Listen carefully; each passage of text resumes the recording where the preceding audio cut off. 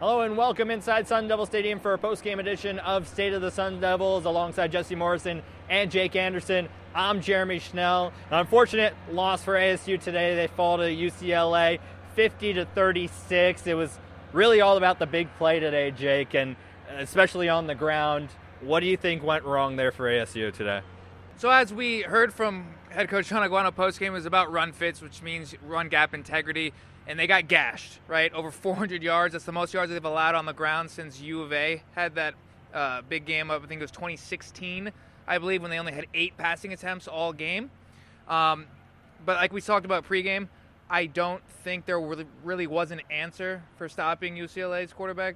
And we saw that there really wasn't, whether it was man, whether it was zone. He really took apart ASU and man as soon as he could run. You have a lot of guys in secondary's backs turned. Even with the spy, he was so good in short yardage situations. He's such an accurate quarterback, even though he did throw a pick on the first play of the game. It was just an absolute domination of the run game from the Bruins tonight and Chip Kelly's offense. I wanted to get to this as well because, Jesse, you read this stat to me a few moments ago before we started recording. First, the most amount of yards that UCLA has rushed for in 12 years? Yeah, that was courtesy of Brad Denny on Twitter. It's just another showing of ASU not being able to stop the run. It's kind of been their problem this year on defense. We saw it against Eastern Michigan.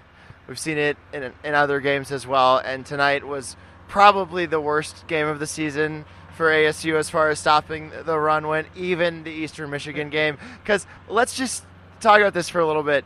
The starting running back for UCLA didn't play, if I'm correct there. They were using basically a wide receiver as their running back, or a converted wide receiver who used to play running back. So, yeah, it was a really bad showing from ASU's run defense, which we've seen this year, and it came out again tonight. Yeah, Allen had 137 yards rushing. Thompson Robinson had 120 yards rushing. And, of course, Jones had 98 yards rushing. It's almost 3 guys on UCLA ran for 100 yards. You could round up with the 98 there, Jesse. I know we've been talking about numbers a lot lately here on the show, right, Jesse? You like your numbers. Yeah, numbers never lie. Let's get a little bit to the second quarter because that was kind of where the game was lost, really, because UCLA kind of gashed ASU. We talked about the running game, but it was just that was just the key to this game because ASU had, I think, 3 or 4 straight drives where the drive ended in a punt, and UCLA capitalized on that. Yeah, coming into this game, I said that ASU's offense needed to be their defense. There was no way that the Sun Devils were going to stop this UCLA offense, as we saw today. And so when they were forced to punt 3 straight drives in a row, I was like, okay, there's really no chance for them to win. Obviously, they came back and made it a game. But I think that was really crucial in the game, in addition to not being able to stop the run. That was just – you just can't do that. Like, there was no way that they were going to win the game if they kept stalling. And in the second half, they didn't. But, man, those 3 drives in the second quarter that they stalled, that was huge. And then also I want to point out that when they got the ball to start the game after that interception and they settled for a field goal, at that point I was also like, oh man, you kind of got to have the touchdown there. So those 4 drives in the first half, just getting the field goal and then punting 3 times, that really I think was a big thing in this game other than the running game for UCLA. Yeah, I mean, ASU was down 18 at halftime, and then this game finished, ASU was down 14. So they did a little bit in that second quarter. I feel like it could have been a lot closer than it ended up being. Yeah, the scores at the end, I mean, ASU threw a pick on their last drive. It could have ended up being a 1-score game when you look at the whole grand scheme of things. But UCLA's offense, as Jesse just said, couldn't be stopped. They scored 2 touchdowns in every single quarter except the fourth quarter. So you got to give ASU some credit there. But, I mean, the game was more ASU trying to play catch-up at that point. But, yeah, that second quarter, you aren't able to do anything offensively. And as a result, we saw the crowd kind of come out of it, right? The crowd started to leave. It was kind of, I mean, by the end of the game, it was empty. But for a game that ended up being a one-score game in the fourth quarter, like, you really wish you could have had a crowd still here. That way you could at least maybe, have at least had a chance to maybe force them to make a mistake or get that stop you finally needed that, ASU's defense ultimately could never get when they needed it. Before Jesse talks about the crowd, I want to say that the people that stayed today were incredible and very loud and helpful to the young athletes out on the field, and that support is something that ASU needs throughout this time where they're 3-6. They may be down a little bit. They need your support. You saw it a little bit toward the end of the game when ASU forced UCLA to call a timeout when ASU was just driving down the field on them. That made it a one-score game, and the players on the sideline were getting the crowd pumped up. Now imagine if this stadium were filled at that point. That could have been a big difference maker for the defense to help propel them to get the ball back, and only it being a one-score game in the fourth quarter. I got a question for ASU fans here. Do they want to be a good program? Like, do they want to be a powerhouse? Because they sure don't show it. Like, this was disgraceful. You're down 18 points. It's 18 points. That is surmountable. You can come back from 18 points down. When I got here tonight, I was like, man, what a crowd. Family weekend, it was hopping. And then they go down 18 points at halftime. And this place just empties. And then they come back. It would have been so much better if this place was full of fans. It would have aided the team more. If all these fans complain about this team not being great, but what do you think a recruit's going to think when they come and the fans leave? It's not hot. It's not hot today. It was a nice day. And yeah, what is a recruit going to think when you're down 18 points? That's 2 touchdowns, 2 2-point conversions, and a field goal, and you got the lead. What do you think that recruit's going to say? Oh, yeah, this is going to be a fun place to play. No, it's not, because these fans are leaving way too early. We see it time and time again. And Jeremy mentioned it to me earlier tonight that, yeah, people like the students, they just want to come take a picture for Instagram and then leave. Well, if you want to do that, just go outside the stadium, okay? Take a picture and then get your ass back to the dorms. This was disgraceful, and I've seen it so many times. And what do you think that makes a player feel? What do you think that makes a recruit feel? It's unacceptable. It is unacceptable. These fans need to stay at least until midway through the fourth quarter. If it is a blowout midway through the fourth quarter, then you leave. But not at halftime. Not at halftime. And just to Jesse's point in terms of that point differential, they ended up going down by 25 in the third quarter and then made it a 6-point game. So there's the 19 points of a comeback that you were just alluding to. So ASU did make it a game. It was just they couldn't stop UCLA enough, and the offense couldn't stay with UCLA as much as UCLA was scoring. It was just going to be a shootout. We had a feeling it was going to be. It was even more of a shootout than we projected earlier this week. But I think this was the result that we all kind of thought was going to end up happening, a shootout, but a loss nonetheless. Honestly, offensively, I don't think ASU could have asked for anything more other than just being good for all 4 quarters. They played 3 great quarters. For what we've seen from this team, it's so hard to say it's a moral win because no one likes those. Everyone wants actual dubs. You got to feel confident about this team going forward the next 3 games, though, right? Yeah. Yeah, I do. And, against Oregon State, I hope the fans stay and watch the game, even if they're down a little bit, because, I've seen ASU be down like 10, 7 points. There's still a good amount of that student section that leaves. So, again, unacceptable from them. But I just like to focus back to the team. I thought from an offensive standpoint, it was a really good performance. It would have been nice if there had been, some fans in the stands to appreciate it. Couple things.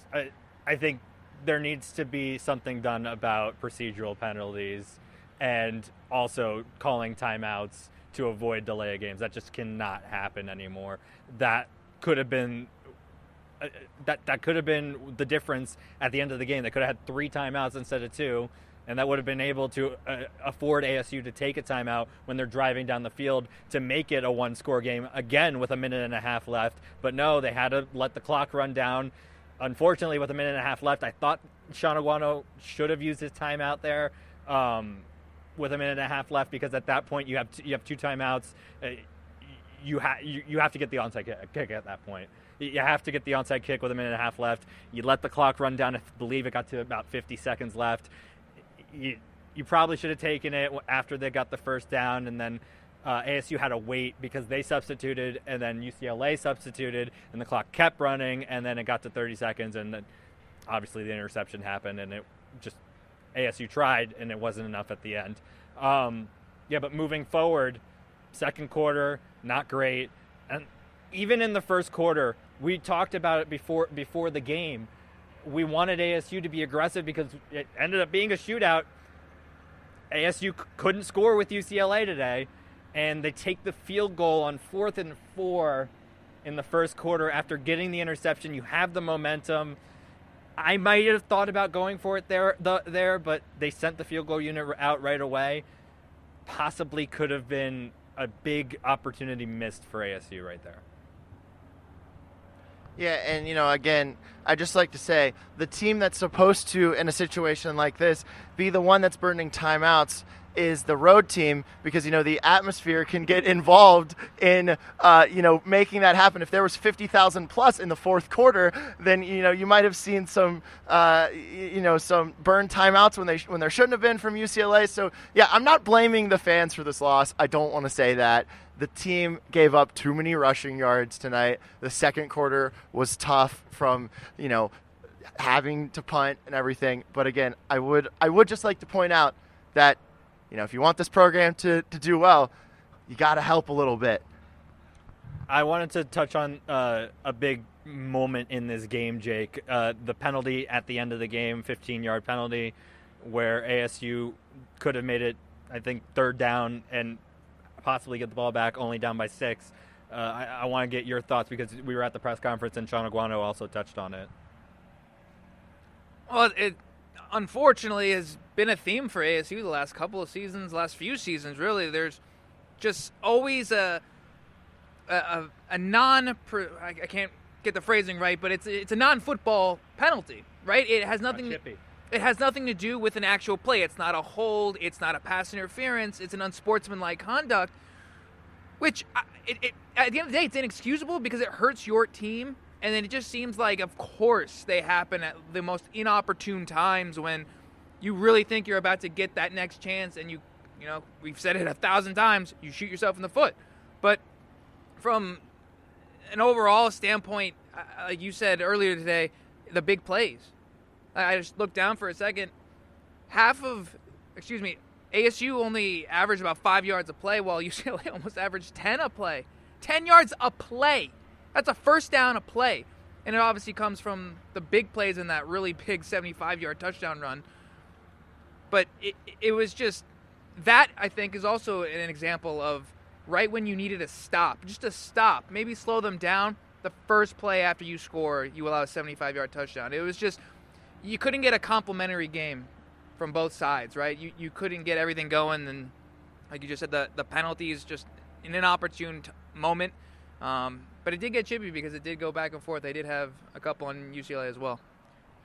I missed all of UCLA's big plays today because I was editing. Because it seemed like after every time ASU got a great score, a big play, a pick, something like that, UCLA would come back and get a 30-yard gain or something like that. So that's something that they need to address on the defense. When your offense is going out there and giving your points, you got to stay disciplined. You got to be able to stop the run, especially against a team that is on their backup running back out there today. Let's move on, and I want to talk about Trenton Bourguet because in the first half I was not impressed, but in the second half, I think what happened was he started to get pressured today for like the very first time, pressure where he's going down, taking sacks, where he's getting negative plays and stuff like that. I think that was getting to him, and he was trying to get the ball out quickly in the first half and just dinking and dunking a little bit. But in the second half, he was going. I think someone said something to him, and they're like, "Just calm down, go out there, go through your progressions, do your thing." He was doing that. He was pushing the ball downfield. I thought he was fantastic in the second half today. And other than that pick, obviously underthrown a little bit, he'll want to have that one back. But he's pressing with 30 seconds left. It doesn't matter at the end of the day because ASU probably was going to lose at that point anyway. What do you think about Trenton Bourguet's performance, Jesse? Yeah, I mean, I thought he was pretty solid tonight. I mean, it was his worst game of the three that, well, I guess he's played four, but of the three that he's seen substantial time in this season. But, you know, at the end of the day, I still think he played solid, and I think he played better than what the other options are on this team. So I have no real complaints other than maybe the interception and a couple of those first half drives. But, yeah, I mean, the offense scored 36 points tonight. That's about as much as you can ask from your quarterback and your team as a whole. So there's no need to have another quarterback controversy this year. Trenton Bourguet is the starter for the rest of the season, barring injury. So let's hope that doesn't happen. Yeah, I mean, he was under a lot of pressure tonight, so they do need to protect him a little bit better. But yeah, overall, good performance from Trenton. Jake, your thoughts? Yeah, he was 38 for 49, which, quick math, again, I'm a journalist, I think that's like 74, 75%. And he threw the one pick. It kind of seems like he always has one pick in the games that he's playing. But like Jeremy said, it was a garbage time pick, if you can say that. But he was good. I mean, he was exactly what you wanted. Is exactly what we've wanted from an Arizona State quarterback this season. We saw Emory Jones warming up for a little bit.